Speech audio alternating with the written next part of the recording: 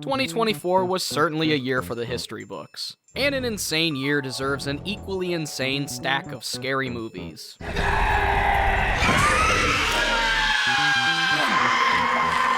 Take care of yourself. Unfortunately, that's not what I'm here for, as the 8th excruciating AHHSCARES only hits my line to offer up the absolute worst horror movie of 2024. There was no shortage of shite this year, and it's to the point I'd like to have a word with a couple of these decision makers. Oh no. The nominees are Night Swim. The fact that this stupid damn movie about a killer swimming pool made more money than Abigail and Maxine urges me that much closer to dumping chlorine in my fucking eyes. Don't do that! Mickey's Mousetrap. I'd rather tag in for Danger Aaron than watch this dog water. The House of Mouse can't stop us from using Michael Moneymaker anymore. And this is the best you could do? This is unrelated, but Mouse Hunt is a million times better, and you should go watch that immediately. Anyway, whoever went through with this one should have their Steamboat Willie chopped the fuck off. I never got to ask her out, and he just cut her head off. Tarot. One of the hundreds of vapid cookie-cutter junk where some dipshit screenwriter chose a random object and mad-libbed playing cards over the same cursed crap as the last 50. Like, I was skimming this and I was like, there's gonna be the scene with the old lady who had it happen to her before, and sure enough, there it fucking was! Watch out for the eventual Magic 8-Ball horror movie. I'm sure the script's being finalized as we speak. Don't count on it! Oh! Afraid. It's AI fried. This movie doesn't try, so I'm not trying, and instead decided to use an AI replica for my voice here.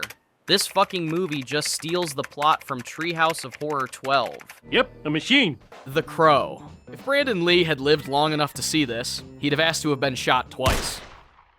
The Exorcism. Not to be confused with last year's Russell Crowe-led The Pope's Exorcist. But it's weird that it happened twice, right? But the background of this one is way more interesting than the movie itself. So it's clear the movie they're meant to be remaking within the actual story is 1973's The Exorcist. Doubt you've ever heard of it. With Russell Crowe's character, Anthony Miller, based on Father Karras' actor Jason Miller. Jason Miller is the father of Joshua John Miller, this movie's director.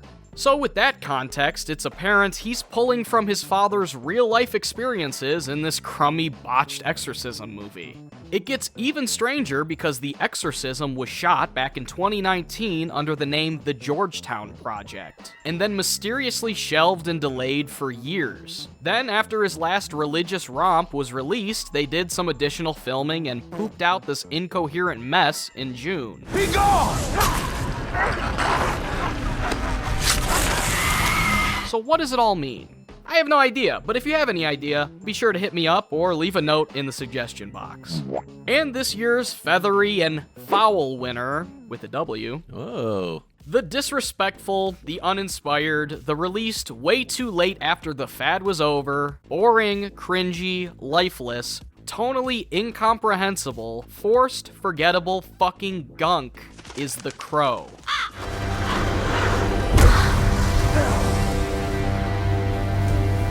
I promise you I'll be back to dissect this decaying bird carcass more intimately.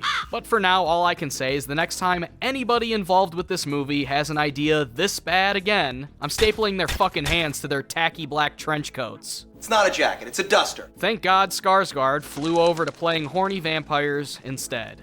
I am an appetite, nothing more.